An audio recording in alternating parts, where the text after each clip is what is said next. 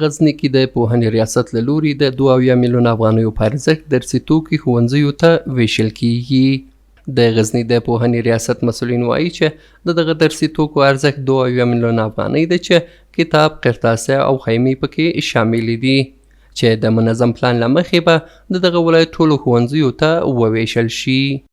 دا مواد په ارزښت 2 میلیون افغانیو تعین شوي دي، تثبیت شوي دي چې انشاءالله اوس د سلسله د تقسیم عملا پیل کیږي. اول ور ولسوالیو ته، بیا له ولسوالیو له مرکزونو، بیا هر ښوونځي ته د هغه منظم پلان له مخې په دې کې به انشاءالله یو قرطاسیه، یو قلم هم د هغه پلان له تطبیق او ترتیب بلې خواته نه ځي.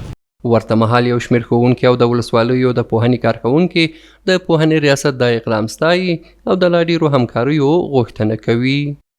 موږ له دولت نه، له معرف نه ډېر خوشحاله یو. بیا هم تقاضا ورڅه کوو، بیا هم غوښتنه ورڅه کوو چې بیا له مکاتبو سره همداسې کومکونه وکوي، ځکه په مکاتبو کې داسې شاګردان اوسېږي چې هغه د خرڅ یعنې د یو قلم، د یوې کتابچې د اخیستلو توان او توفیق نه لري.